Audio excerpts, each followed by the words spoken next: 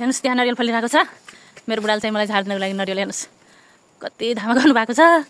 के गर्ने यो नरिवल झार्नेलाई बोलाउने भने त कति धेरै पैसा लाग्छन्।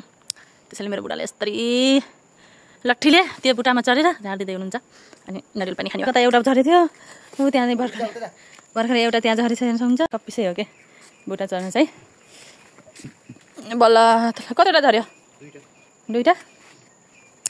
बल्ल तल मेरो बुढोले चाहिँ 2टा नरिवल झारेर ल्याउनु भयो। अनि हेर्न सक्नुहुन्छ। अब चाहिँ हामीले यसको पानी पिउँछौँ है। अहिले चाहिँ नरिवल काट्नको लागि डुडुन्टा हातिदैछु। एउटा चाहिँ कस्तो भएको छ हालत खराब हेर्न सक्नुहुन्छ।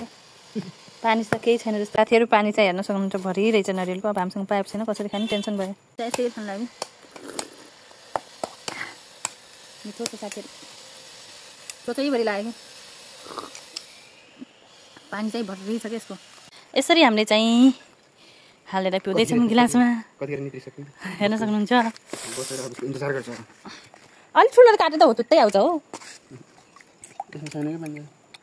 जुन ठुलो नरिवलमा झन् थोरै पानी रहेछ हौ। बस पर्छ अनि बल्ल तेर्दै आउँछ नि गाइज। पसिना मेरो बुढोको नरिवल पानी खानाले ओको खै मलाई पनि ल्याउनु अहिले त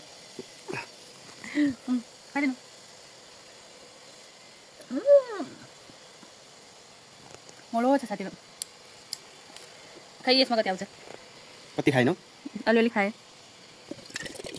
जो सानो थियो त्यसमा चाहिँ धेरै रहेछ। मैले आधा खाएर पनि अझै फर्स्टमा यो छान्नु पर्ने थियो नि साथीहरू। यो सबै गुदीभरि यसमा आयो छानेर पिउनुपर्छ यो। अब पालो आयो नरिवलको के भन्छ मलाई खाने। यो मलाई चाहिँ एकदम मिठो हुन्छ क्या साथीहरू।